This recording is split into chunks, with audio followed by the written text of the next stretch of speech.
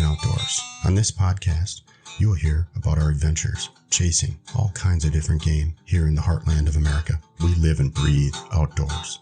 We hunt, we fish, and we absolutely love being outside. It is not just a passion, it is a way of life.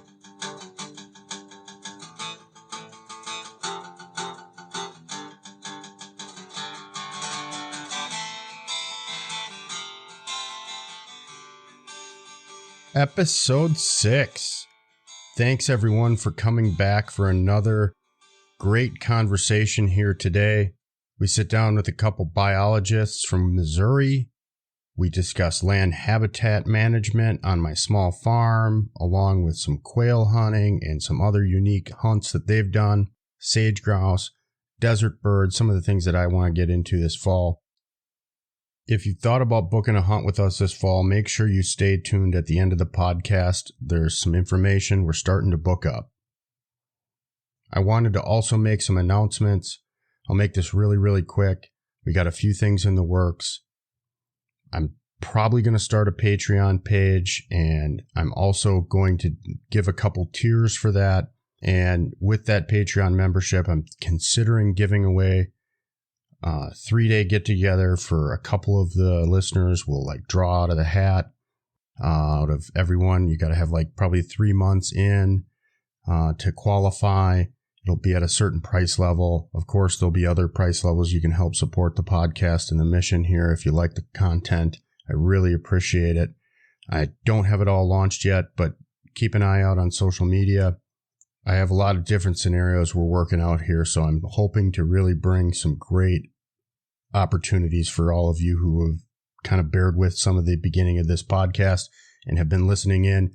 We're hoping to really amp up some of the things we have coming here. We're working on possibly a little mini series about some native birds. Also want to kind of pivot a little bit as the seasons come here. We're going to talk a little bit about fishing. I did get out and do some trout fishing the other day. The bugs are starting to hatch. I'm probably going to try to sneak out here relatively soon and bring a little bit of an update and try to get somebody from Trout Unlimited. So if you're listening, Trout Unlimited people, reach out. But enjoy the podcast here today. I sit down with Frank and Kyle. They're Upland Flush on Instagram. There'll be contact information in the show notes. I'm going to hit the roll button. Enjoy. Welcome, gentlemen, to the Amazing Outdoors podcast. Got Kyle and Frank here of Upland Flush on Instagram, and they're both wildlife biologists and specialize in habitat and bobwhite quail. And I'm excited to have you guys on and get into this conversation. So without stealing any thunder, why don't you guys let us know who you are? All right. Frank first. or Kyle, yeah. Yeah, I'll go first. I'm Frank Lawn Carriage. I'm a wildlife management biologist in Missouri. I have been a wildlife biologist for 16 years in Missouri, and a year before that in Arkansas. I did some quail research in Kansas prior to that, and then got my master's degree doing prairie chicken research in the Flint Hills of Kansas. My specialty in terms of my professional life is bobwhite quail management and research. Absolutely enthralled with the species. I've spent the better part of 2 decades working on it.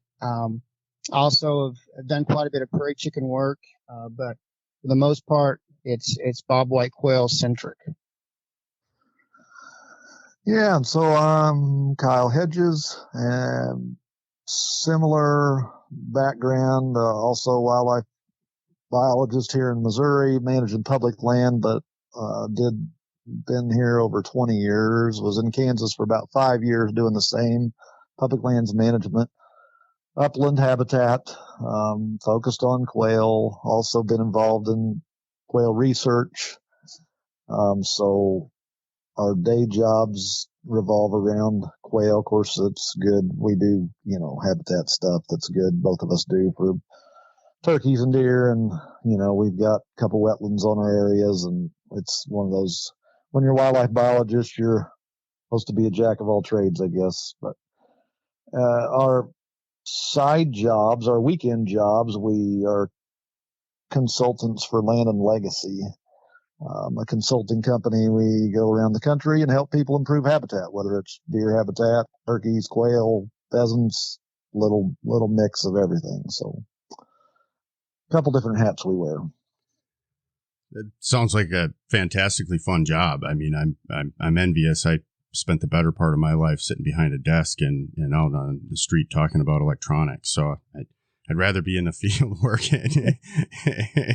So you guys, we got connected on Instagram, and I, a few years ago, got exposed to Bob White Quail, and I've just kind of fallen in love myself ever since. It's one of the most impressive and adrenaline rush kind of experiences I think you can have carrying around a shotgun, watching your dog point and trying to pick out one bird out of 20, 25 birds, for a guy that shoots grouse all the time up north. It still is a challenge every year that I go down to Kansas and try to get on one bird. It takes me a good day to get back into the swing of things. Yep. So, well, that's the thing is we both grew up quail hunters. We are kind of in that generation where our fathers were both avid bird hunters. That's what, Kyle and I have talked about this a lot. That's what our fathers did. Deer hunting was not a big thing to our fathers. So it was bird hunting in the fall, and we were dragged along at young ages, and that's just what we knew. And so it was kind of a natural fit. Our career paths followed this bird because we were so intertwined with it, I guess. I grew up with it as a young age, Kyle in Kansas and me in Southwest Missouri, where we had still decent bird numbers, where it was easy, in terms of my experience. It was easy to fall in love with bird hunting, especially Bob White Quail, because there was birds around and it was a lot of fun. And so our careers being a natural follow that we were hunters first and then built our careers on that. Yeah. Now, Frank, did you, obviously both of you guys had a ball and fell in love with these birds at a young age. But what drove you guys was there a call to action? Now, I look back at history, and the Bob White Quail have had a major habitat loss in the last 50 years. And it's starting to come back, finally, is kind of what I'm hearing and seeing, at least in Kansas. But was there kind of a call to action that led you guys down this path for a career? Did you guys experience kind of some of the downfall of the Bob White Quail numbers in Missouri growing up? Yeah. For me, it was just, I just love, I wanted a career in the outdoors. I wanted a career doing something with wildlife management and game birds. I did prey chickens when I was in grad school, and I, of course, grew up hunting game birds, quail and pheasant in Missouri and Kansas. And I just love the whole game bird. Just all of the species of game birds just are so fascinating. And so it was it wasn't necessarily a call to action to see the Bob Whites were declining, though I can say that the last, probably decade of our careers has been dedicated to that. But it was more just being enthralled with upland game birds as a guild more than anything. Sure. Yeah, I grew up kind of the opposite of you guys with at least what my father enjoyed doing. It was fishing and deer hunting is what we did. And it wasn't until my daughter was begging me for a Christmas puppy one year, and I'm going to get a dog that's going to work. And the dog kind of got me introduced to friends, and I got into bird hunting later in life.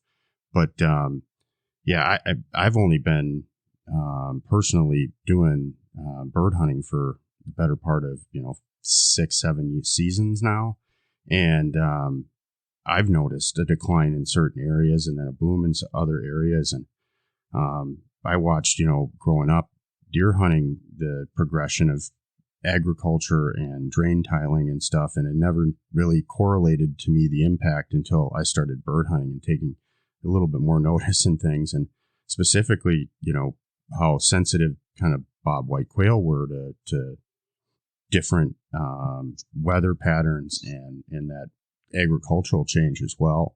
This has always been kind of fascinating. It's really why I reached out to you guys. And so being in Missouri, I think I called on, Kyle or Frank last time. I can't remember. Yeah. But how is Missouri's population doing for bobwhite? I drive through the north west corner every year heading to Kansas, but don't stop. And so I was kind of curious. Well, so this is Kyle, and we're like most states. I mean, from here to Florida, we've seen the decline for the last 40 years, unfortunately. What you'll find, and there's a variety of reasons, that can be its whole own podcast. It's an endless list, but it all comes down to habitat loss. It's just a variety of ways. But yeah, there's so many variables that, it's hard. Yeah. We could go on forever about it. Yeah. So what you see in Missouri in particular, though, is overall statewide decline continues, 2 or 3% a year. On public land, some of our public land is more stabilized. It's not going to say it's a great bird population, but we have some more stable populations, on a jumping ahead here. But, if Frank and I go out, and of course we know the better spots to go on the public stuff, but, we can put together a 6 covey day down here. So, I mean, they're on public land. We can hold our own on public land, but that's because there's no holds barred and we can manage it to the hilt for quail, right? Well, and just the amount of boot tracks that you put on the ground each season helps sure. too. Right. You see in Kansas, let me just throw you a compare and contrast here. The boom that's kind of happened in the last few years in Kansas, a lot of that's on private land.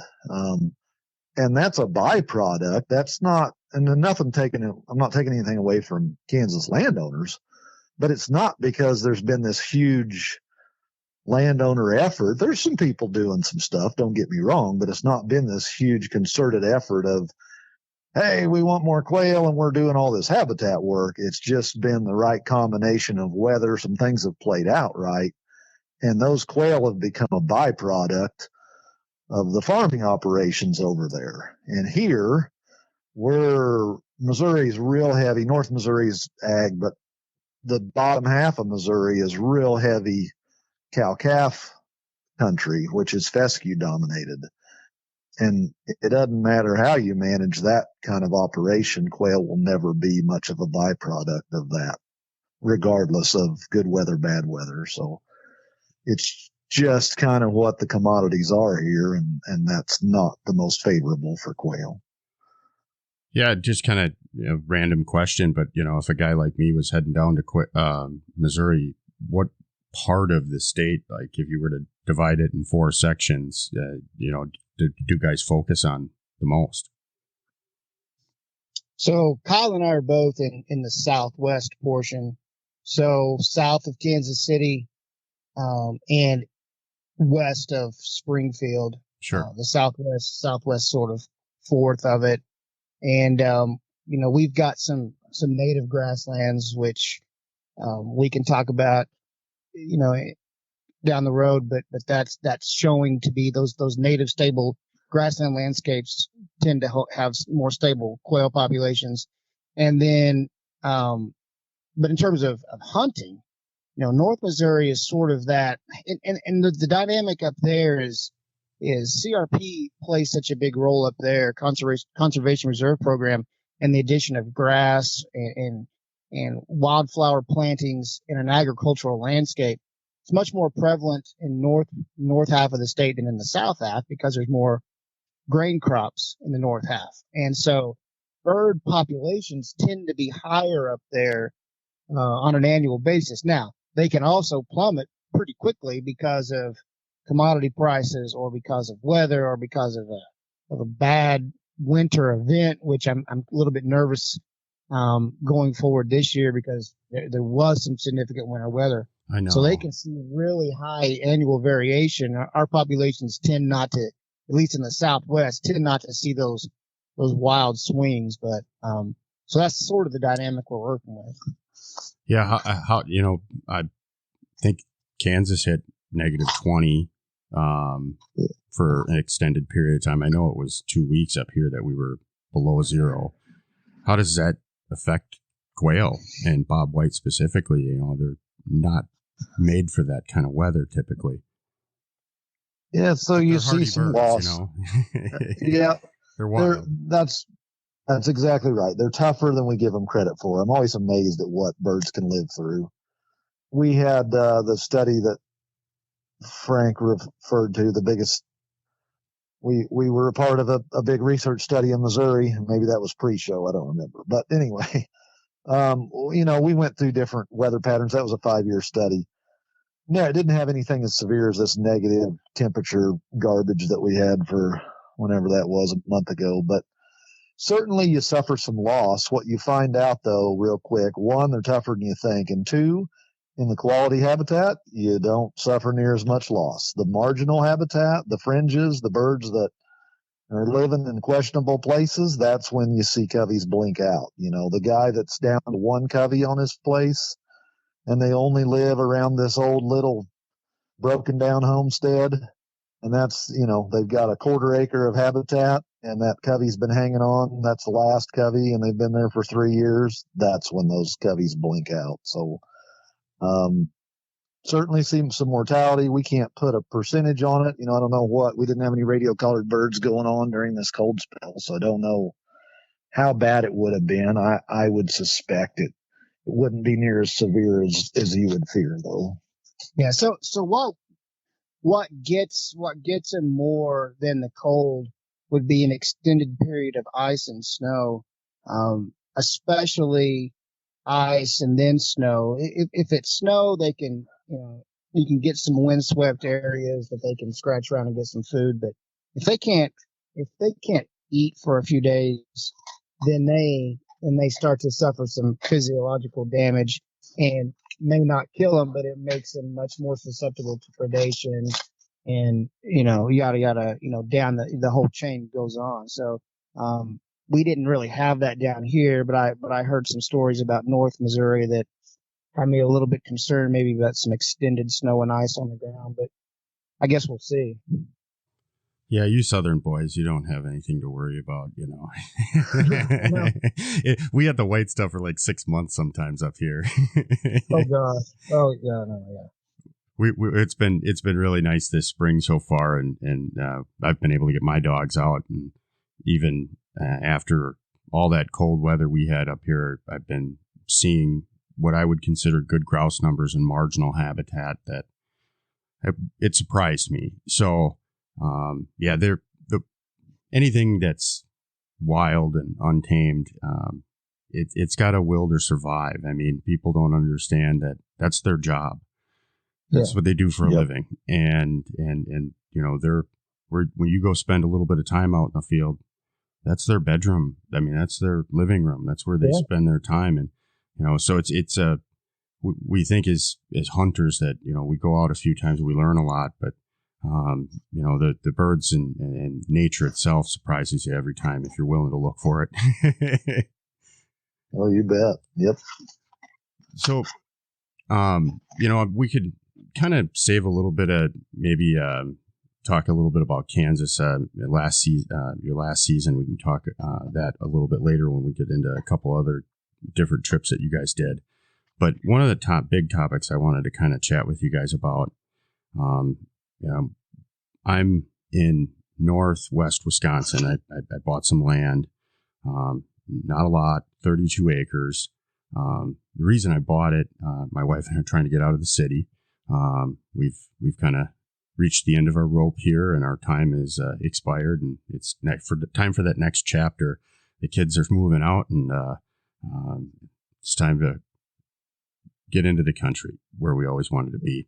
But I've got a very diverse little 32 acres, or big 32 acres, as I like to think about it. And it's basically we have 15-ish acres of old growth pasture. Well, not old growth. That's what I want to do with it. It was hayed a couple of years ago, it looks like. And then we've got a stand of oaks and a stand of aspen. And there is a Cattail Swamp, about a third of the woods. So it breaks up between the two stands of woods. And guy like me, there's a decent pheasant population in the area, and there's been actually a lot of habitat work done by the state and the federal government for waterfowl production areas in this area. It's kind of one of the reasons we really liked it. Gave us a lot of opportunities outside our back door, plus in the neighborhood in a sense. And the numbers are good, but I'm looking at this going, I have basically a clean slate to manage, because everything's except for the pasture is it's timber that needs to be harvested, and there's going to be a process with that. But for the pasture land, what is a guy to do when he has a clean slate like this? It's something that's been worked agriculturally, now is hayed, and he's looking to attract game birds. Frank, you want to give me maybe both of you guys give me a crack at what some of the concepts that I need to start wrapping my head around? Yeah, so we can both jump into that. So, one of the things that Kyle and I always talk about when we're talking about game birds is usable space. So, and that's not a concept that we came up with. That's a concept that was developed by Fred Guthrie, who's a famed quail researcher in Oklahoma. He came up with this concept of usable space, and it's really intuitive that as you increase the space that is quality and usable for the species, then the species should then increase to a point where usable space is maximized. That's about all you can do. And it holds really well for bobwhites. It holds for a host of other game bird species. And one of the things we have to remember is if we're talking, and it depends on the game bird we're talking about. If we're talking about bobwhite quail, they are very early successional. So we're talking about the first 1 to 2.5 to 3 years after some kind of disturbance, depending on where you're at in the country. If you're sort of where we're at, where we get 45 to 50 inches of rain, we have to disturb the ground through mechanical means or prescribed fire or grazing or something to get that type of growth. So we're looking at, we want early successional weeds. So weeds that are ankle to knee high for bobwhite quail, maybe up to thigh high for that screening cover. Heavy on weeds like ragweed and croton and things like that, with some grasses like little bluestem. There has to be a shrub component. Bobwhites have to have shrubs. So we're talking about plum thickets, which I'm sure you're familiar with from your time in Kansas. Oh, absolutely. We don't really have much of that up here. We get kind of willow thickets and ideally, I'd love to build a place that a guy could think he had quail, but I think the native bobwhite quail that was here is no longer. I think you're Wisconsin too far out of it. It's hurting. They're there, but you got to go to the southern part of the state. But anyways, so if you think about bobwhites, they exist from the East Coast all the way to eastern Colorado, and then from southern Wisconsin all the way down into Mexico. So across that range, the species of plants that they use are different and vast. And that goes with the same type with the shrubs that they use. So the shrubs that they use in Florida are different shrubs than they use in Texas, but the structure is what's important. Stem density, right? The stem density is important. The height of the vegetation, the density of the vegetation is important, and it needs to produce a lot of insects in the summertime for the chicks and the adults, and it needs to produce a lot of seeds in the fall and wintertime to get them through the time when insects are gone. and it has to have that shrub component for escape cover and for thermal habitat. But those are, so that's for bobwhite quail. Then we can get into pheasants, which can stand taller grasses and can get by without shrubs for the most part. We can talk about, those are probably the two that most people want to focus on. You start talking about prairie chickens and things like that, and you're getting to vast landscapes. But so that's kind of a starting point. And Kyle, add on to that, please. Yeah, in your specific case, I mean, you're talking about a specific part of Wisconsin and specific goals. I mean, so if you say you have some pheasants around there, and where would a guy start? Well, I guess, even back up a little bit, a lot of people over COVID here, I think have decided to get out of the city and they're buying smaller chunks of land that might be biodiverse like this, and they want to kind of do the same thing. So, what are the components of, not necessarily the genus of grass and whatnot, but, like Kyle or Frank had said that the shrub component, the grass component, so it's different species around the country, but the components themselves are very similar. Right. The first thing I would ask, is if you specifically wanted pheasants and you were talking about this field and had been hayed, you thought in the last couple years, what's in it? Is it a cool season grass? Probably, if it's that far north. Is it a native? Is it a non-native grass?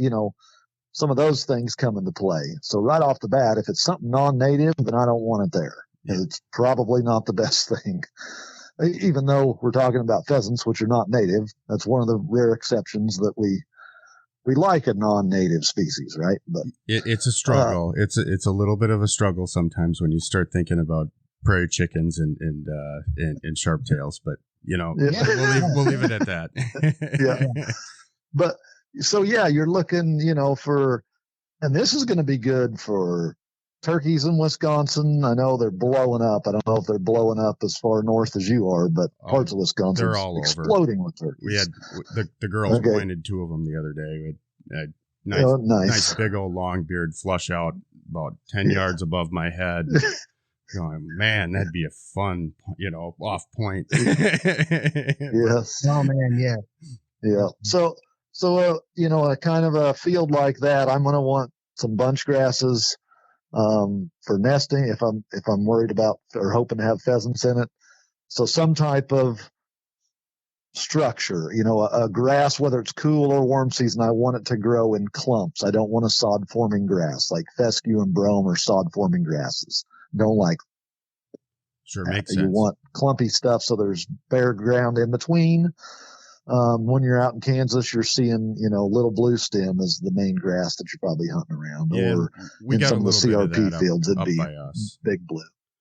Okay. And so then the four as well with some of the habitat work they've done down the road. Yeah. So you can see patches of some of this stuff that's coming up in the field, but regardless. And then you want to divert, and you don't want the grass. A lot of people see that CRP. Oh, look at that. Well, lots of times CRP is just almost all grass. The more important component is the weeds Frank talked about, or forbs. That's not as a disturbing name for people as weeds are, but forbs are just broadleaf plants. They're just weeds. But weeds are good in wildlife management. We want weeds. That's what's going to attract the bugs all summer for turkey poults to eat. Your pheasant chicks are going to eat. And then those are going to produce seeds, like he said. And it also provides that little bit overhead cover. If you've got wild sunflowers out there, ragweed, all different kinds of weeds that these critters can move about. And I'll tell you what, it goes beyond that. Here's the glory of what Frank and I do for a living is managing for quail. Well, if you've got quail on your property, I can assure you have pretty good deer habitat. Just because you have good deer habitat doesn't mean you have quail. Quail are like the umbrella species. So if you can, pheasants would fit into with that too. If you've got pretty good pheasant habitat, you probably have some decent deer running around. So they're going to eat those forbs. Everybody thinks agricultural crops for deer, right? And they do grow big deer in Iowa, but over 70% of their diet is not agricultural crops. They're eating herbaceous plants, which is forbs and weeds. Oh yeah. So that stuff is critical. You go into some of these. I looked at a lot of property when I was looking to buy, and some of these old growth forests that are up here, and you can see through a 40-acre parcel because the deer have browsed everything. Yep. Head high that they can reach, and then the canopies choked everything else out. So yeah, it's Yep. that diversity. We see that all over.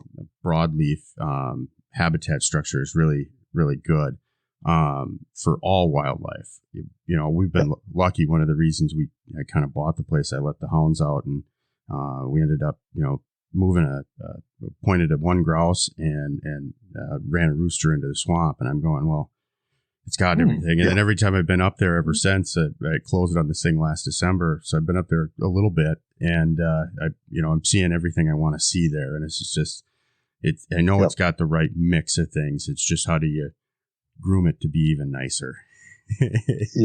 Yep. Well, and I think people need to be realistic, and I'm not picking on you by any means. It sounds like a really cool place, but people need to recognize, what'd you say? It's 32 acres. It's only 32 acres. Right. And I know this, but just for the listeners, I think some people go into some of these things a little, wearing some rose-colored glasses, and we're not going to have 300 pheasants living on 32 acres. It's just not going to happen, right? I mean, I was happy to see one grouse. Right. And so, I'm never going to kill that grouse.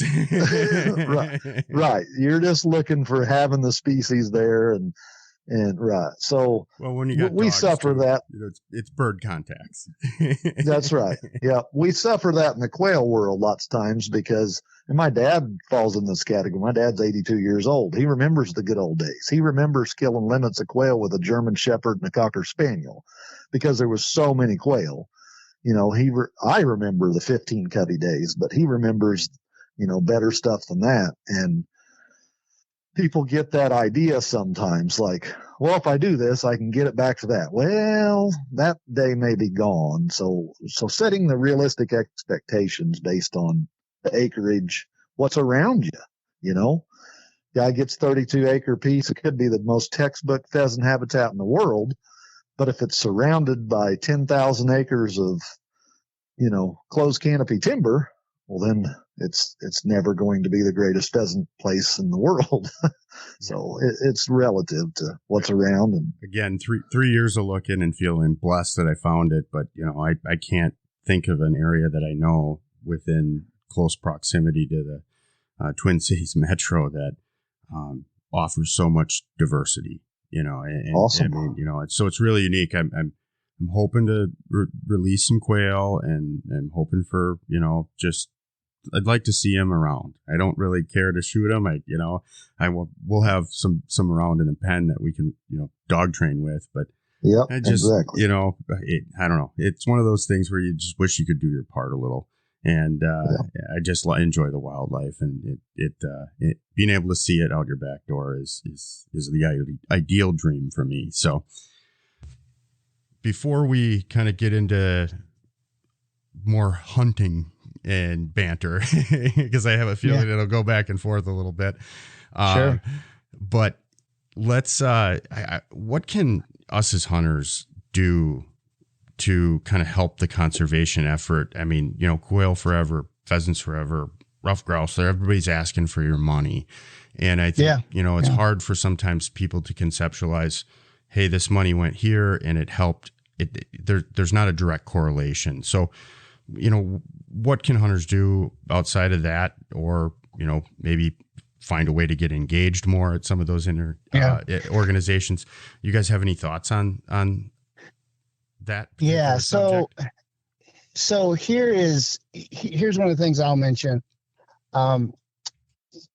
People, bird hunters and folks have sort of come to accept that this bobwhite decline is real, and some hunters have just kind of, given up on bobwhites sort of I'm talking about from Missouri east and sort of south, like it's a foregone conclusion.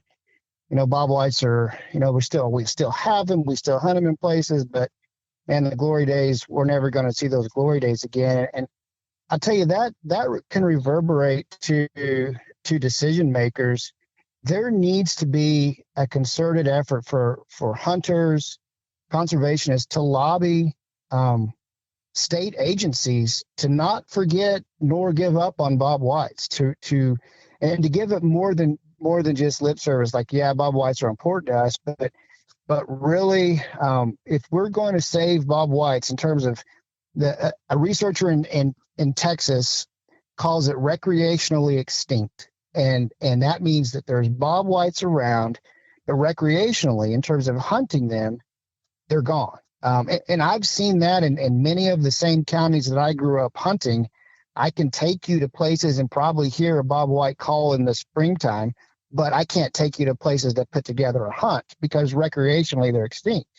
And that is a problem. And it's a huge problem, man. I mean, yeah, and it's beyond Bob Whites. I mean, it's prairie chickens, it's sharptails, it's all the native species that are here in North America. And I don't mean to steal your thunder there, but it's become something that I'm very aware of, and it's become something I'm very passionate about these days. Yeah, absolutely. And one of the jobs that Kyle and I have taken on just by default, I think, is sounding the alarm, at least in our sphere of influence in our state, is sounding the alarm about this problem. This bird has declined over 80%, in some places over 90%, and is declining at the rate, like Kyle said, of 1 to 3% annually. So this is a continual decline, and it's a big problem. And hunters can just, make their voices known to their commissioners, to their state agency folks, to keep Bob White at least in the forefront, to keep a focus on Bob White conservation in places where it can be done. So and most states have gone with this targeted approach, which is a good idea. So in places where habitat is suitable, or Bob White conservation is real and tangible, focus resources there, and that's a good way forward. But I think, other than joining these NGOs, these conservation organizations like Quail Forever, Pheasants Forever, Ruffed Grouse Society, highly encourage that. Those folks are doing good work, and they're employing good people to put conservation on the ground. But just lobbying for Bob White conservation wherever you can. Anytime you see a wildlife director or a wildlife biologist or whatever, in any kind of situation where you have a chance to lobby, say, hey, let's think about Bob White's. That's a great place to start, because we have to be, if the past has taught us anything, we're going to have to be intentional if we're going to recover Bob White's. It's at least in most of the country, in country where there's still good habitat, like Texas, like West Texas, West Oklahoma, western parts of western Kansas. Sometimes Bob White populations there are not intentional, like Kyle mentioned, but most of the country, we're going to have to be intentional about it. It has to be done. And now the species in itself is kind of like the canary in the coal mine. You can't bring those miners back, and I just don't see a change in course and in a loss in habitat to the point where you can't bring the native bobwhite quail back. We can't get it to that point. And it's one of the reasons I started this podcast, is because I just really wanted to make people aware of some of these these native species of birds that are in rapid decline. I mean, rapid decline in some areas.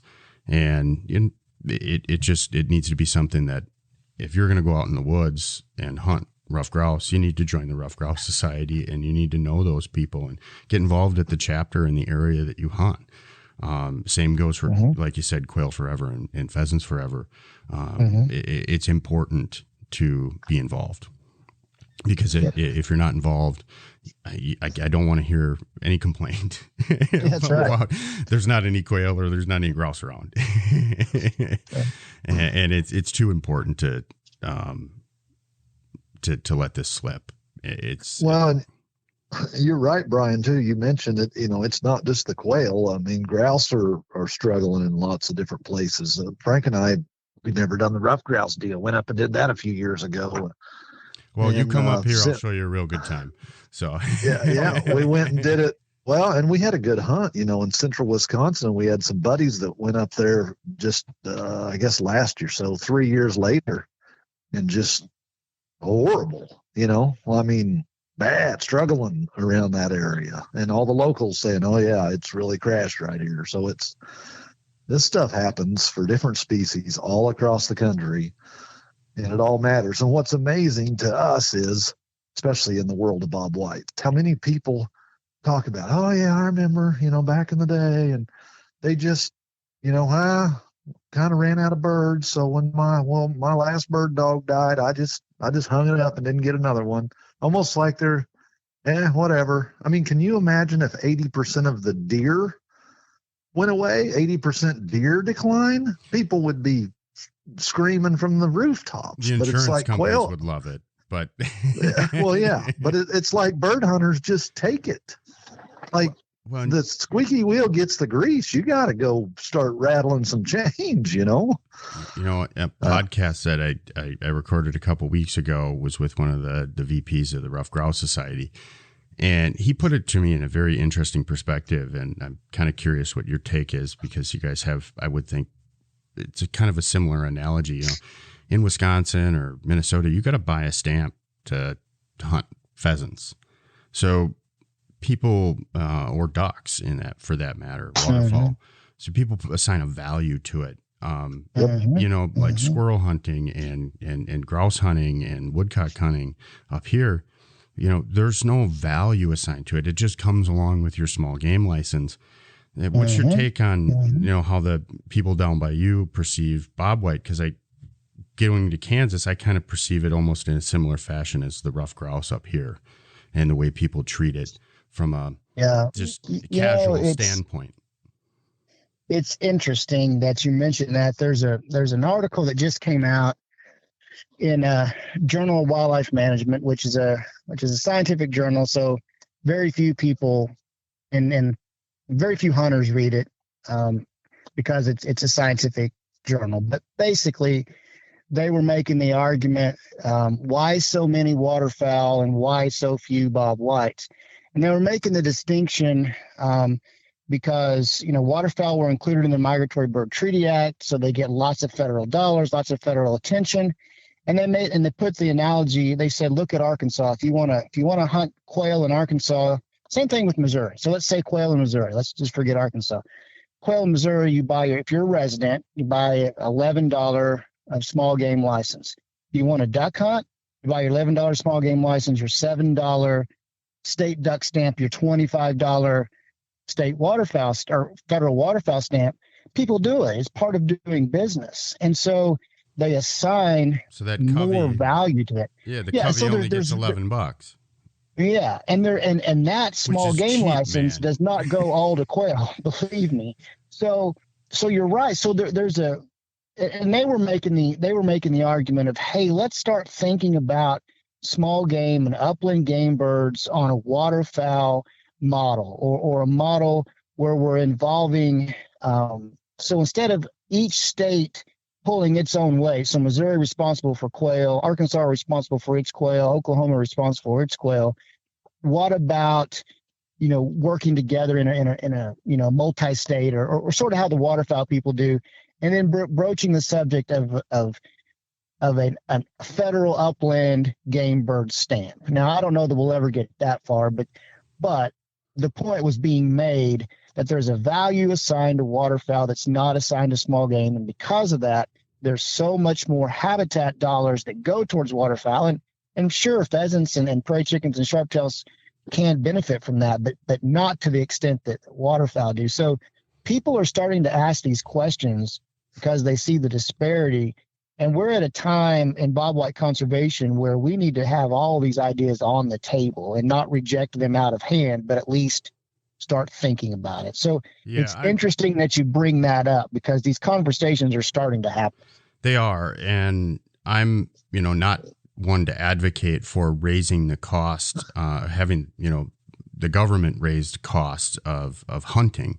I think that cost to entry sometimes is a preventer from other people trying the sport and us growing the community. However, at the same time, there's that conversation that we're having here about being a value assigned to it and the discount that the sportsman potentially takes because there isn't that value assigned like another stamp.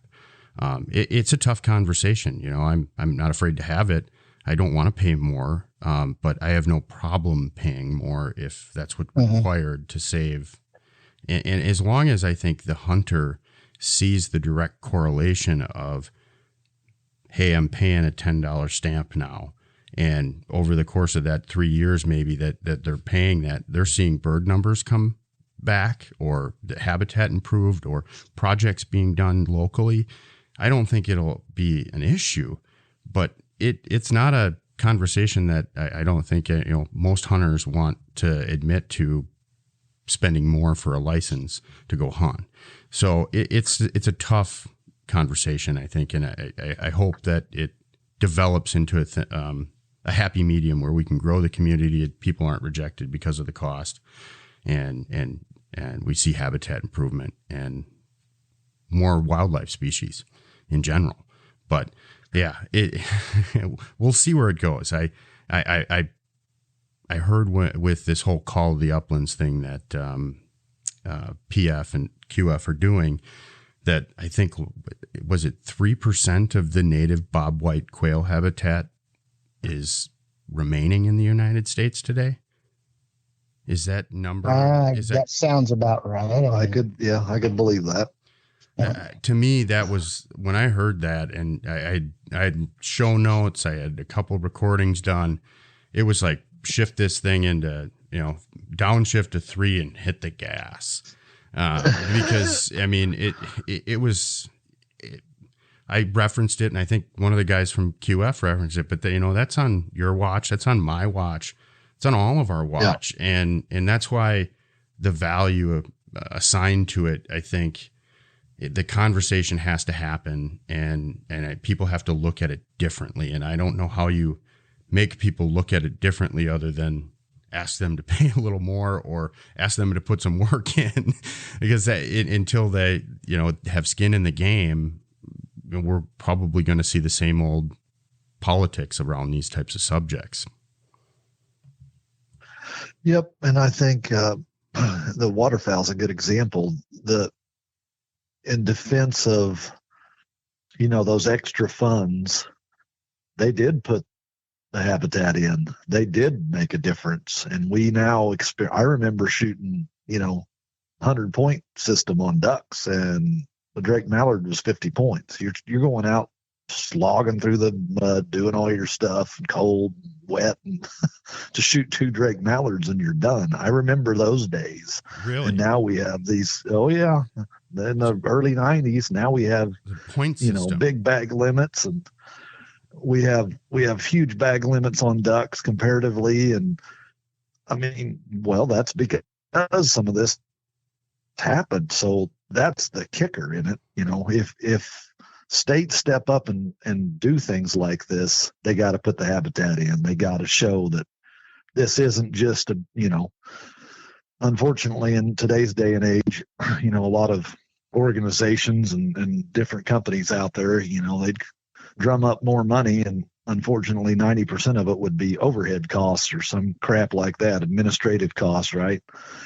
This needs to be real. If you're going to collect more money from hunters, it better be going into habitat. It better be noticeable. And waterfowl people did it. Waterfowlers were the case in point of the squeaky wheel getting the grease. They started griping and whining. Good for them. And they started putting their money where their mouth was, and state and government agencies, waterfowl production areas, those things started popping up. And what do you know? We've got more ducks. Yeah, and to double down on what Kyle said, that article that I referenced earlier said 98% of federal duck stamp revenues goes to habitat. So think about that. I mean, that is, and federal government isn't very efficient. That might be the only thing federal government does well. If you're only using 2% for overhead cost and 98% goes to habitat, I mean, that is a huge return on your $25 a year investment in your federal duck stamp. It's a huge return. I mean, that is so states, if they're going to go that way, like Kyle said, they're going to have to, have some similar model where overhead is low and hunters have a tangible result for the money that they put in. And even just offering the stamp. I mean, how many people buy a duck stamp to collect them and probably go hunt once? So just having that, I mean, even if you don't have to necessarily buy it adds that element of direct conservation dollars going, hopefully at an unbelievable amount of percentage that the duck stamp does, I guess. I can't believe that the federal government does anything that quite efficient. But I had to reread that 2 or 3 times to make sure I understood what they were saying. This can't be right. They've got this inverted somehow. But no. It sure seems like my tax dollars go that way, but we won't go there. So, I guess it kind of gives us an opportunity to kind of shift and you guys hunted Kansas last year. Did you have a good season down there? Oh, yeah. Yep. I went, I guess we went on separate trips, and then we went on a trip together, but yeah, had real good bird populations. Where I was at, Frank's going to have a little different story for his family trip, but yeah, where I went, pretty far west, I hunt south of where you were, Brian. I know that you go to the kind of the more northwest. My brother used to live out around Norton, but anyway. Yeah, I actually, I'm willing to say it. Everybody knows about Norton. I spent 7 nights in Norton this January. Oh, okay.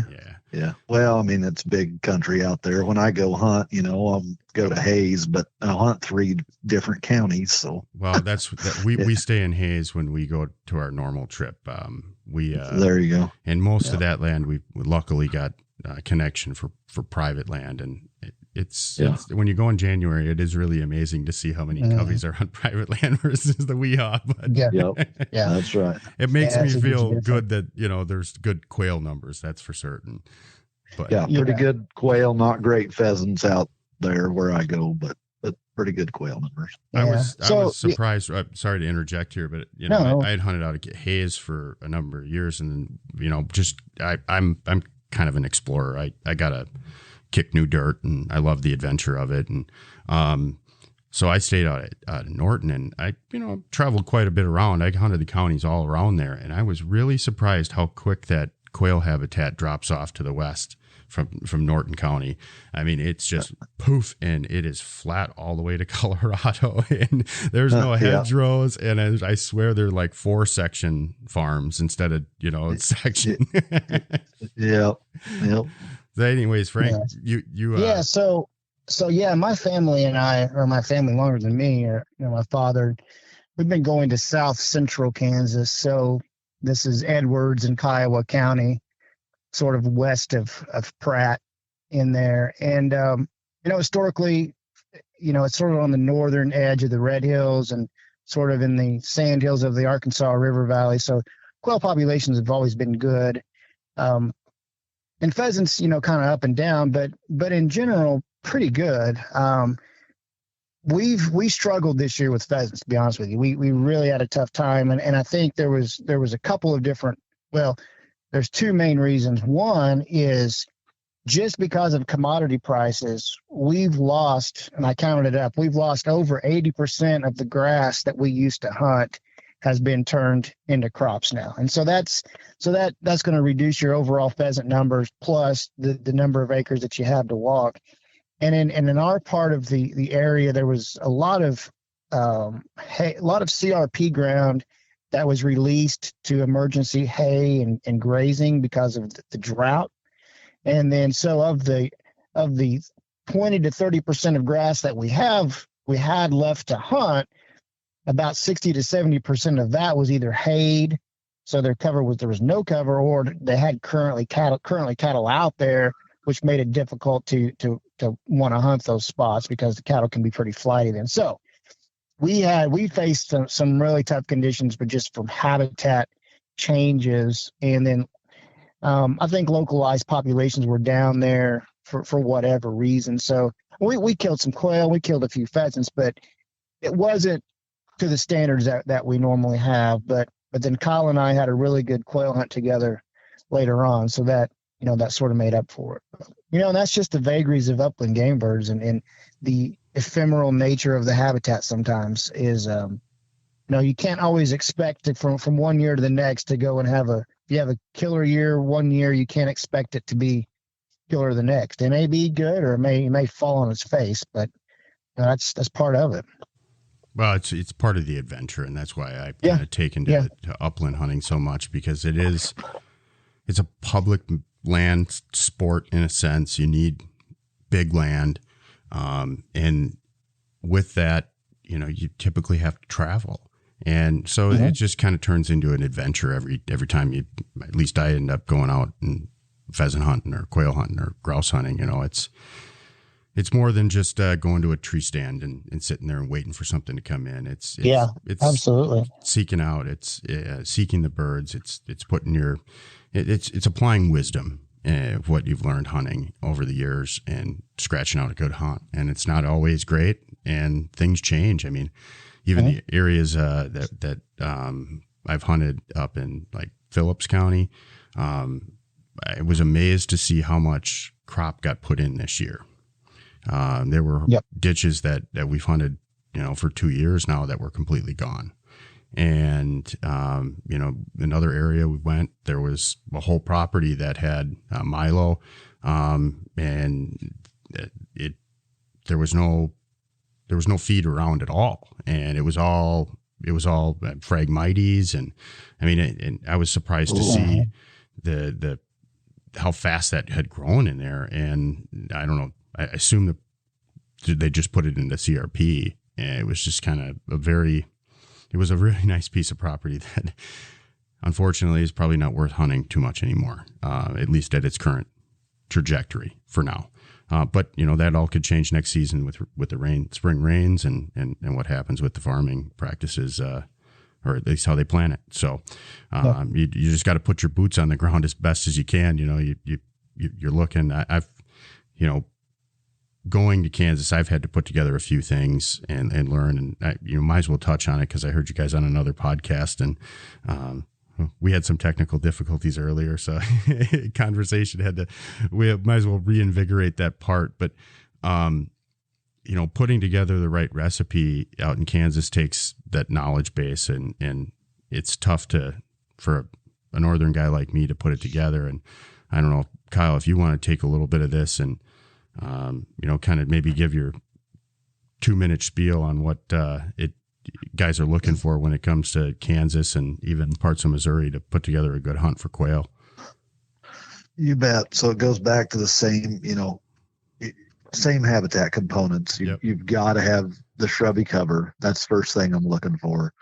And then you need that structural diversity. So I'm looking for some grass composition, and I would prefer some weed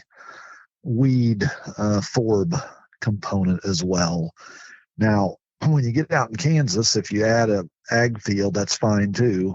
Quail obviously will use ag. So if you can put those three things together in close proximity, you're probably going to have a covey of quail there. So there's a lot of weehaw stuff in Kansas that is not good for quail. There's weehaw, that walk-in hunting area stuff that's, really pheasant focused. I'll drive by right by a lot of that. I like shooting pheasants, but and even though, I got to say some of that weehaw stuff too, I swear if half of it I drive by it, it's great to have, but it doesn't have all the components to it. And sometimes it has zero. I mean, it really does. And it's unfortunate that, people are paying for that, but hey, I'd rather have it than not. Because it is about, the vastness and having all of that habitat diversity there. Yeah, and you got to keep in mind, some of that, you're going to drive by some of it and it's a giant green wheat field. And you're like, why are they paying for this? Well, somebody probably goose hunted over that. Like, it has a purpose. It just may not be what we're after. Well, and even if they're paying for that one, it's not necessarily that the direct dollars for that piece of property are going to excellent use, but the piece down the road, right. That maybe that is what secured the deal because the farmer had both. And that's right. Yep. It all shakes out in the end, and it doesn't come down to the piece of property and how much dollar it pays. It comes out to having all of the opportunity, and you just have to find the right habitat. Yep. It's important too. People are going to find, and now you've said you've gone to Kansas several years. You got to take that WeHaul map, and every year you go, you're going to build on it. And one really important thing, and Frank just alluded to it, and I've had these experiences, and I know you have too, Brian, is you can't rely on, oh yeah, these are my 3 places, and I hunt the same 3 places every day for 5 days straight. That doesn't work. But you can't rely on the same 3, 6, 8 places year to year either. You better always be looking. You hunt your stuff, but you better be looking for new pieces, because every year you're going to have a couple spots that were good that now have not been enrolled in WeHaul or have been turned under and turned into some crop. There's going to be some things fall through. So you're looking for those, key habitat components, and you hunt them, you got to put some boots on the ground. I want those key habitat components to be way off the road. I want to have to, if I've got to walk a quarter mile to get back to one plum thicket on the back corner, most people aren't going to do that. And I know there's going to be a covey of quail there, and I'll walk all the way back there to hunt that one thicket and then walk out of there. Those kind of places is what Frank and I are looking for lots of times. But you need a long list so that when you show up and you say, well, crap, they released them for haying because of drought, you're not out of spots. You say, well, hey, I've been coming for 5 years, and every year I add 5 new spots to this map that are worth hunting. So it's important to keep a list going, but it's also important. Repetition helps. You only get better every year you go. You get more refined. I agree. Yeah, it's one of those things. I found Onyx. I don't know if you guys use it. Not sponsored by them, but hey, shout out to Onyx. They've helped me be a better hunter. And the notes feature and some of the things that when I went the first time in December this past season, I was able to put together what was successful there and apply it to a whole new area. And I spent some time on the computer, and I had my high percentage, my medium percentage, and my low percentage spots marked. And every piece that I could drive by, I drove by. And I went out of my way to do it, because even if I didn't put dogs on the ground that day, I got an opportunity to drive by these pieces of property and get a lay of the land, because I think those quail too, they really do correlate to those riparian corridors.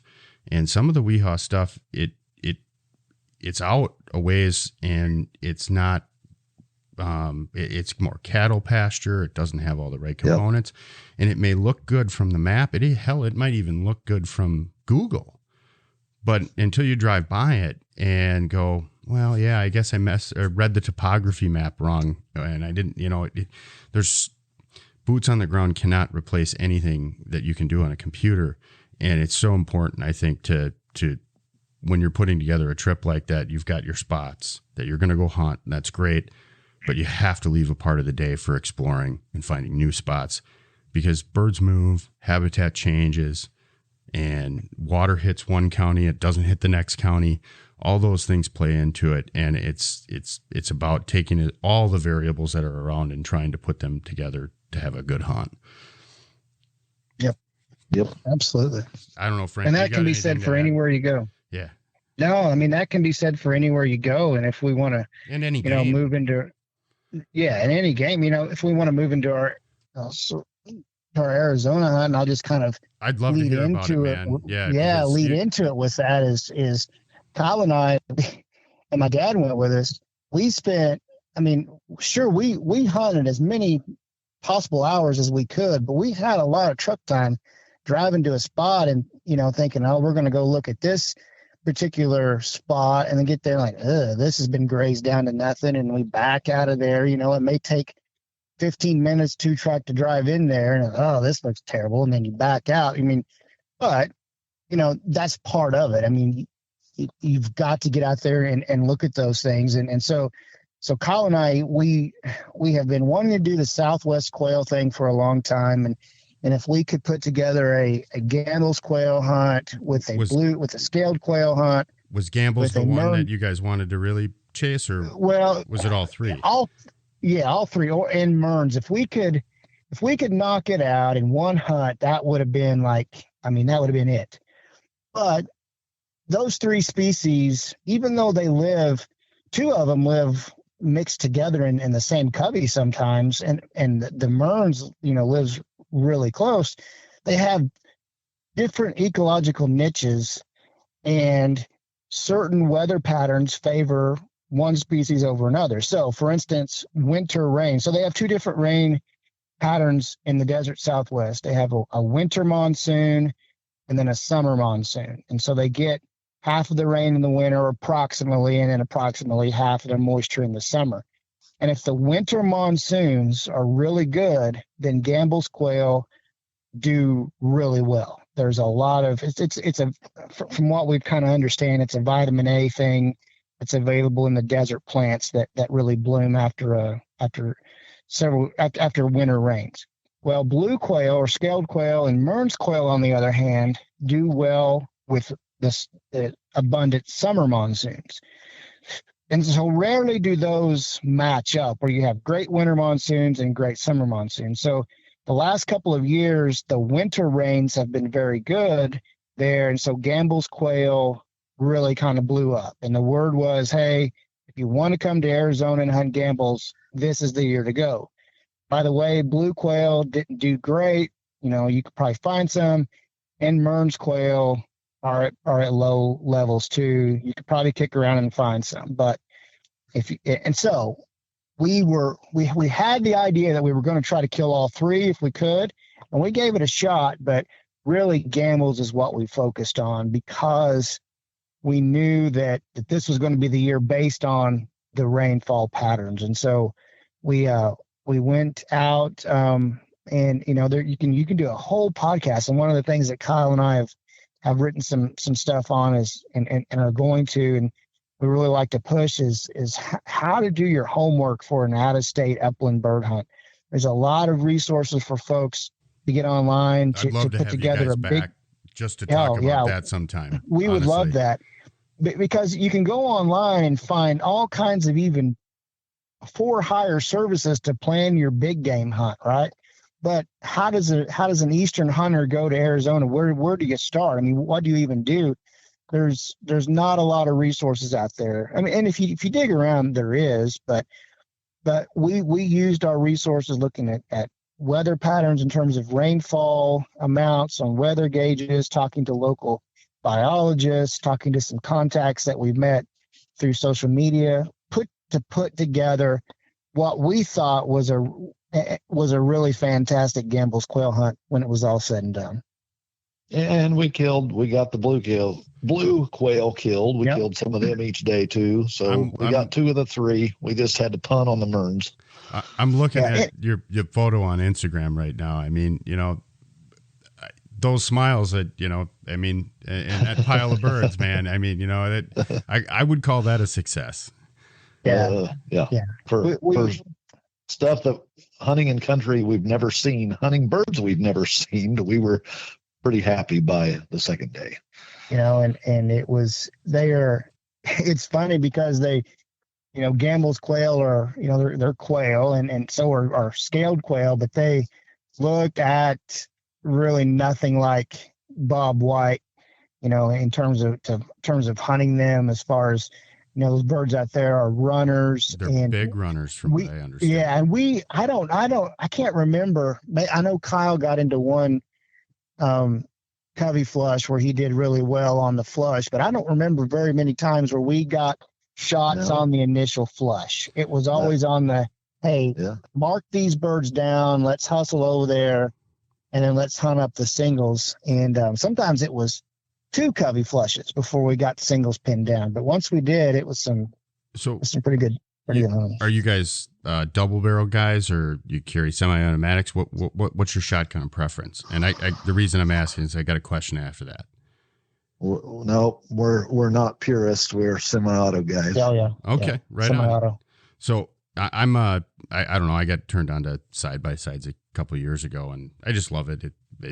It's a preference thing. It's like what car you drive. I could care less. Yep. But the reason I ask is because I've heard, at least from talking to some people about desert birds and specifically gambles and scaled, is that sometimes you take a shot at a ground bird to get the covey flush because they run so much, and a lot of the guys down there, they're being a purist and a northerner, where you want to shoot a grouse on a wing, going about it trying to kick these birds up is difficult, and this, I guess some of the guys in New Mexico that I've heard, they'll take a shot and they're thankful for their semi-automatic because they've got 3 shots because they could get the covey rise after that. Did you guys kind of experience that was a challenge for you? Obviously running birds and being used to, covey rises on bobwhite that are, I'm amazed at how tight 25 birds can sit at your ankles and you can't see them or hear them. But so it's a completely different thing from what I understand. I'm just kind of curious how that played out for you guys. It'll make you, if you go do the Arizona deal, it'll make you appreciate the gentleman bob, because these birds don't play fair at all. I mean, there's times dogs are birdie. We figured out, you just start looking up. I'm talking 7,500 yards. And you're like, yep, I see him. I got him. The covey's running 100 yards ahead of you. You're like, this is ridiculous. That's crazy. So and honestly, so we don't have dogs that are broke to wing and shot, which is fine. And it was a good, because we would start hustling, hoping the dogs would see the birds running, because then the dogs would just take off and blow up the covey, and get them to scatter. Otherwise, you're trying to run through the desert to get the dang things to fly. You're so far, you can't even take a ground shot most of the time because they're running that far ahead of you. That's crazy. Yeah, I'm not flank them. I'm not the purist with dogs. I want a functional hunting dog, a dog that, again, a guy from Rough Grouse. I loved his comment about this too. A dog that is good for you and doesn't ruin my hunt is a great dog. And that's a good way to put it. Again, like driving what kind of car you want to drive. I think I seen you guys got short hairs, right? Or a short hair in the mix. Yeah, a little of everything. Short hair. He's got a setter and a short hair. Yep. Okay.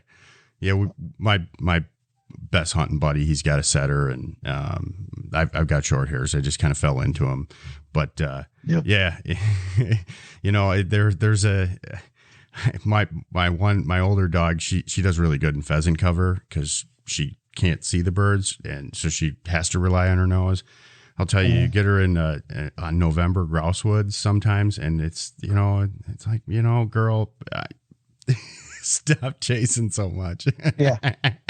So I know a lot of guys like to see their dog be the NAVDA champion and all that, but at the end of the day, as long as the dog's getting you out hunting and you're having fun with it, it's all that matters. Yeah. And to kind of circle back on that line of thinking, while we did have a lot of those, hey, there they are 75 yards ahead. I mean, we had some golden hour shoots that were the birds fanned out in the cover. And we figured out really quick that you needed to have some kind of grass component to get them to stick. If it was just wide open desert with not a lot of grass for whatever reason, whether it was overgrazed or whatever, and we really struggled to get singles. But if there was some grass component where they could scatter out, we had some bird at the end of the nose type deal where you had to kick them out and wait a couple of beats to shoot, that type of thing. We had some really good shooting. So they are sporting. I want to give the idea that they're not sporting. Once you get them scattered, they are a ton of fun for a guy and a bird dog. And it's a little difficult because the humidity is so low out there that we tended to do better early and then late when humidity kind of recovered a little bit. But as long as if we kind of had the wind in our favor and worked slow, we had some pretty good dog work. It's good to hear. I've heard kind of similar. It's more so the scale quail than the gambles. The gambles cooperates a sense slightly better. Did you guys see that? Well, part of that's covey size, I would say. So, yeah. So, I mean, these scaled quail, of course, they were down a little bit, but I mean, a lot of those coveys are only 7 to 10 birds. These gambles quail are anywhere from 20 to 100 in a covey. Yeah. So there's a lot of stink coming off a 40 bird covey. Yeah. That dropped any dog just about nuts. Yeah. So I think that's probably the main factor. Well, I appreciate you guys sharing. It's kind of getting me pumped up for thinking about trying to make a run at a little bit of desert birds this year. We'll see if I can. Yeah. So back on, now that you mention it, after we left, there was a significant snow storm out there that covered much of Arizona. So I guess what I'm saying is I've been sort of looking at Arizona weather, from what I can see they've been having some moisture. So with as many carryover gambles as there were left, if the weather did pan out such that production was even average, next fall and winter can be just off the charts potentially. So it'd certainly be worth keeping up with what's going on with gambles, because if they even have an average hatch, Kyle, I mean, based on what we saw, it's got to be good next year. Yeah. Well, and Brian, something I want to mention too. I listened to your other podcasts, and you were talking to a guy. You guys mentioned about I don't know about Arizona. I think he said, hunting in that kind of temperature and rattlesnakes, and man, you go in January. I mean, we were out there mid-January. Heck, I mean, it gets cold in the desert. Yeah. Now we hit it right, but the highs were 50s. I mean, we had one day that was in the 60s. The lows were around freezing in the morning. We had a couple mornings below freezing, so it's really not bad. And we were clear down on the border. I mean, I shot a bird that I was 400 yards from Trump's wall and shot a bird. So, and the snakes are pretty much holed up by then. So yeah, snakes have, they're a concern, but not. I go down to Kansas and even in December, and I don't even think twice about it. No. It's I'm more worried about, I think, running into, porcupine or something. Honestly. Yeah. That's a whole nother podcast. Yeah. I've been blessed not to have that incident happen to me yet. And I know it's my days are numbered, especially with one of my girls. She will not stand there and point porcupine. I know her too well. But so, yeah, I'm going to be watching weather here too, because I've kind of heard some of the same things. That the winter months down in Arizona look to be good, and the numbers were really good from last year. And if that sustains, it could be the gambles quail could be really good. So we'll just have to see what the summer months do. I mean, if you get summer rain, I'm going for sure. My wife might not like it, but she'll get over it, hopefully. Oh yeah. Our wives have learned to I don't know if they've gotten over it, but we've got understandings, and and one of the things Kyle and I talk about, and this year we did a very poor job of scheduling, sitting down with our wives with our hunting calendar and ahead, long enough ahead so that they understand what's up. And I think scheduling in general went that way in 2020. It nearly jeopardized our Kansas hunt, but we've pulled it off. So real quickly, I'm holding you guys kind of late here, and we've gone longer than I expected. I'm enjoying the heck out of the conversation. It's been fun. Yeah. But you guys hit recently, I don't know if it was last season or the year before, I think, sage grouse, which is on my bucket list as well. Fill me in. I think, Kyle, you kind of talked a lot about Arizona. Frank, you gonna give me the spiel on how sage grouse hunting went? Yeah, so sage grouse has been on our bucket list too. And I had the opportunity in 2006 to hunt them in Montana, northern Montana, and killed some up there. But I know Kyle had never had, so we really wanted to get it. And I messed up your guys' names. I'm sorry. Yeah, no, that's fine. That's fine. And I'll let Kyle. But basically, it's the same story. We had it on our bucket list to do, especially Kyle, because he hadn't done it, and then we wanted to do it, have a hunt together for him. So yeah, Kyle filled it in. Yeah, sorry, yeah, Kyle, so man. no, you're fine. I heard that you were thinking about Montana, which is good too, and you can get into sharp tails. Hey, I'm not beholden on Montana. My wife likes Montana, but we love Wyoming too. Either I'm interested to hear about either. So we did our research, and of course, as biologists, we're looking at some scientific papers and where they're researching animals. Typically it's either because they're about gone or because there's a crap load of them. There's ways to figure those kind of things out, talk to biologists. Anyway, eastern Wyoming is pretty much the best sage grouse population left in the world.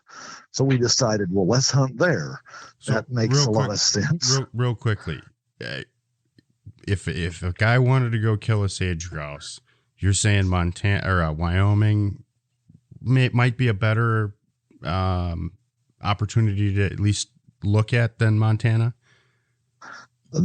That's what the numbers told us. Would you agree with that, Frank? Yeah, I mean, that's where if that's all I wanted to do was shoot a sage grouse, I would go to Wyoming. Yep. Fair enough. So then we got some intel about, it's just tens of thousands of acres of sage, right? So you're like, how do you needle in a haystack? What do you do? And so we got some insights. You hunt these little seeps. You hunt these, what we would call a drainage around here, just these low swales. And guess what? They're a little more moisture, so they have some greens in them. They also have some forbs that attract insects. So the season's late September. So all the same components, you're all the same components. And I hate to steal your thunder or maybe thought process, but no bugs. I keep hearing you say bugs, and every time I hear about, especially the native species in North America, how important bugs are to it. But I had to interject with that. So, anyways. No, so I mean that was the key. Now, if you wanted to shoot a big bomb or a big male to mount or something, they'll be more out in the wide open sage. But in the fall, these family groups, the hens and the young hang out by these seeps. First thing in the morning, they're in them. I mean, in the bottom of a little swale, and then they'll move out a little bit. So we just started hunting these seeps, and it didn't take long. We found some birds, killed some and found some more for the next day, and went up in the mountains and messed around with some blue grouse, and were able to check that off our list as well. How was that? But tough there. We were on the very edge of the blue grouse range. So, but we found some, and we were able to check it off the list. That's about as far as we can say. We certainly didn't slaughter. Did you go east or west for those blue grouse? No. I mean, we were. There's only just places, Black Hills. Yeah. Oh no. I mean, we were still in Wyoming. Okay. Yeah. Well, there's a little bit of the Black Hills in Wyoming. So. Yeah. We were in the very eastern edge of the Rocky Mountain. I guess we're in the Laramie Mountains. Laramie Hills, yeah. Yeah. I don't even know if the Duskies or blue grouse exist in the Black Hills. I was just kind of curious if you went east or west. Yeah. But the sage grouse, I mean, it became easy once we figured it out. Easy. Now, the Simpson folks, on that note, we talk about everything can change, right? I've told some guys I know here, some local guys were wanting to do the sage grouse deal. And I'm like, hey, I got this figured out. Here it is. I'll tell you exactly where to go. I'm talking about you can kill your 2 sage grouse in, no time, couple hours. And well, there was a massive snowstorm this year over Labor Day weekend. So 3 weeks before they go. Well, when sage grouse get snowstorms, they'll actually migrate like miles and miles and miles. So yeah, like not like a short distance that a bobwhite covey would go. I mean, you're talking no, close to an elk range. Yes. Move to a whole nother county or 2. Yeah. And so these guys ended up killing birds, but it was like hunt all day and hope they each kill one kind of deal. So it went from what Frank and I found to be super easy. Just one snowstorm changed everything. And it was just because those grouse moved. They went to their wintering grounds early. Man. I mean, and that's one of the biggest things I've found being successful in the field and in the woods with any game is the variables matter. They absolutely matter. One snowstorm. What a difference. Yeah. Well, and you need to understand the biology of what you're after, right? You need to understand blue grouse. Here's a perfect example. I mean, who would guess they're a reverse migrator? They start at the base of the mountains in September, and as the season progresses, they go up the mountain when everything else starts at the top of the mountain and comes down throughout the winter. If you didn't reference that, I would have never known that. Yeah, so you need to understand those things, or else you spend a lot of time walking around not having much success, and that gets frustrating. So it's important to know what you're hunting and what its habits are and what its needs are. Yeah, well, we might have to talk off air about Wyoming. You guys got any plans to do any, big hunts like that this year, or anything in the works you want to do? Yeah, we gotta. Everybody's got a list. We got a Utah wild chucker hunt. Got a guy we know to. Yep. Now I don't know that we're physically capable, but we're gonna try. This guy runs in the mountains 13 miles at a time. So I have a feeling we may be hospitalized before it's over. Yeah. But. So what did he say? He say that we could maybe only last 3 days. That's it. Yeah. He said 3 days max. He said, I'll take you, but you guys won't make it more than 3 days. So okay. We'll do 3 days. Yeah. So we're trying to figure out what we can add on the way home. Some flatland species on the way home. Yeah. So. You guys ever hunted in Colorado? No. Yeah, I haven't. My reason I have, my brother, he lives out in the mountains. I go elk hunting out there by him, but I'm in Kansas. I'm kind of halfway there, and I'm always looking for something to pawn him to come out, or coax him to come out of the mountains. And I've never hunted for birds in Colorado, and we tried to kill plenty of duskies during the elk hunts. They scare the crap out of you, and then you go back in there the next day and no dice. From what I understand, it's kind of a tough grouse to hunt. Yeah, we got frustrated, but again, we were in the edge of the range. Yeah. Elk hunters, we saw a whole family group over here, and we'd go in there, couldn't find them. I was talking to a guy in Montana, and he's like, I usually find them elk hunting and then go back, and it's a different bird, especially for flatlanders. so the chucker hunt. Do you guys know what elevation you're going to be hunting at? Did he tell you at all, or you're going to be up? Yeah. He, from the stuff that I see from him, he'll send something once in a while, his GPS, picture of his GPS, and his dog's on point, and it's a quarter mile away from him. And I think he's in the 7,000 feet kind of area. So, well, that it's not going to kill you. No, it's just hiking up the hills to his dog that's on point a quarter mile away. That's the concern. I've coming from a rough grouse hunter, quarter mile away concept. It's it's a hard thing to grasp. And especially when you talk about putting a, 10-20% incline in front of you. Yeah. Oh yeah. Yeah. Yeah. That seems really cool. Well, I really appreciate you guys holding on the line here late tonight and doing this podcast. I've had a lot of fun chatting with you guys, and I'm going to give you right now open invitation. If you make it up to Wisconsin or Minnesota, I'd love to show you guys a good time. So, oh yeah, we would love that. Yeah. Yeah. Appreciate it. Appreciate you having us on. Yeah. Yeah. It's been great. Thanks for having us. We'd love to talk about birds. Well, and I'd love to have you guys back. I think we've struck a couple chords that I think probably worth a whole podcast. So I definitely would love to have you guys back and just to talk about your trucker hunt. When it's done. When are you guys going? December, we're hoping. Yeah. Okay. Mid-December. Yep. Well, we might have another topic to talk about before then, but I'll be in touch, and I'll definitely interested to. You guys got a great Instagram page, so I like following. So I'll be following along. Hopefully, I can get good with the content as well. Yeah. Our shameless plug. Yeah, Upland Flush on Instagram, and then also check out Land and Legacy. Yeah, if you guys want to say a few things here. Before we wrap up about what Land and Legacy is, Kyle, Frank, either one of you kind of jump in real quick and give you the opportunity, as long as you want to take it, to explain and see if some of the listeners might be interested in some of your services.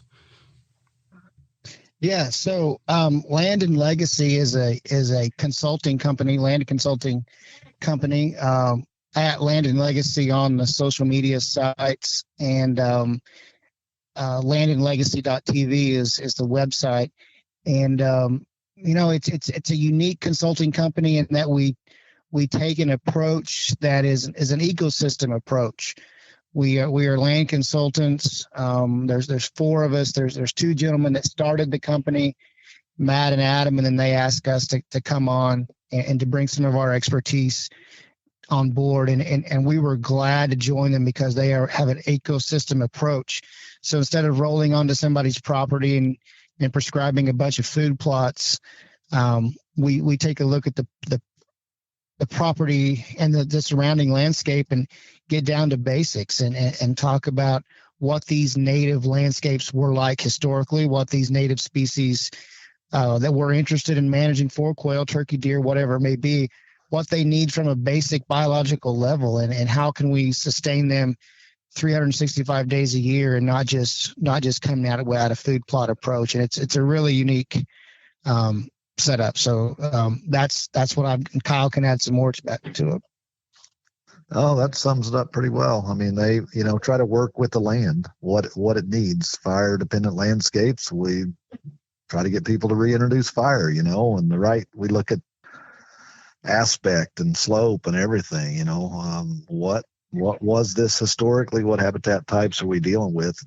Quit trying to, so many things are marketed these days towards, you got to do this, you got to do that. And well, if that's not what that piece of land wants to be or should be, you're just fighting an uphill battle. So we work with what the land can offer and try to help manage it. So pretty cool gig. Yeah, so they can, reach out to you guys at, landandlegacy.tv? Yep. And then obviously Instagram, you guys have the handle Upland Flush. I'll make sure to include all your contact information, links and stuff in the show notes. So, okay. Awesome. I really, do you guys, one last question about Land and Legacy and your side project stuff. Do you guys deal with landowners of my size at 32 acres, or, what's your spread of target kind of customers? Do you deal with anybody that has got a chunk of land that's got at least some potential, or, you're focusing on larger landowners? You name it. There's been consults from anywhere from 30 acres to 30,000 acres. So, the further you go east, the smaller parcels you get into. You go down into Oklahoma and Texas, you start talking 10, 20, 30,000 acres sometimes. So, no, any of that is possible. Obviously, there's limitations in the bird world for what you can do on the smaller acreage, but deer, for sure, there's some, you can make a big difference on huntability and keeping deer on your place, and with managing 30 acres different than the neighbor, or doing the right thing. So you bet any size is possible. What I don't know if you guys want to share or not, but it is cost wise, is it feasible? I mean, you guys deal with people all over the country, is what you said. So would you find your services fair market value on kind of the premier side, average? A lot of people don't understand really what a land consultant is. So maybe just a kind of understanding of what kind of cost commitment might a landowner be looking at. So there's several options, right? So, it can just be a walkthrough, walk around on your property. We make recommendations, verbal recommendations. You take notes. Obviously that's the cheapest possible alternative. And it depends on where you're at. I mean, if we got to get on an airplane and fly to New York, obviously that raises the cost some, sure. Right? So, but that, if it was somewhere within a reasonable driving distance, you can get a walk around thing done for, I'm ballparking here, but might be $1,000 or something. Sure. So, then, offer a couple different plans. One's kind of a hybrid plan. So you're going to get the high points, kind of bullet items of things that you need to do. But typically most consults are a full blown plan, which we're talking, that's 25 pages of not just, hey, you need to do these habitat practices. And it comes with maps, of course, but it's why you should do this habitat practice, the reasoning behind it. And this is what you're going to gain. And this is where you need to put this bedding thicket. And this is why. And this is where you need to burn and why. And this is what burning this time of year will get you. Those full blown plans, depending on the size of the acreage. I mean, you're obviously getting into a few $1,000s when you reach that point, but that's more common of what people are booking. Sure. If you're going to do it right. Well, people pay hundreds of thousands of dollars for a piece of paper that they hang on their wall. Right. You're making an investment in a piece of land. This is going to pay dividends as well. And again, it comes down to that stewardship. It comes down to, wanting to take ownership in some of these species of concern and do it right, like you said. Yeah, well, those full-blown plans, the idea is you should be able to hand that. If you sold it tomorrow, you can hand it to the guy you're selling it to, and they ought to be able to follow it. It's not like, oh, well, I don't understand any of this. We got to call these land and legacy people. No, it's a full-blown, here's what this property needs. This is how you do it. Here's even a timeline to implement it. It's a script of how to do it. And with, hugely 4 valuable. guys that we spent our lives doing this kind of stuff. So anyway, I want to talk to you guys offline. So I'm interested in, I personally understand the value of it. And I just want to make sure, some of the listeners might understand the value as well. Sure. You bet. So awesome. Well, I don't need anything else tonight. I really appreciate your time today, guys, and let's stay in touch. I definitely, hook up in Kansas or something along those lines, maybe for a half day one of these years. So I really had a lot of fun. I think we'd have fun in the field together. So I think so. Well, thanks for having us, Kyle. Frank, enjoyed it. You guys have been great. Thank you so much. All right. Take care. You guys have a nice evening. All right. Take care, Brian. Thank you. Bye now.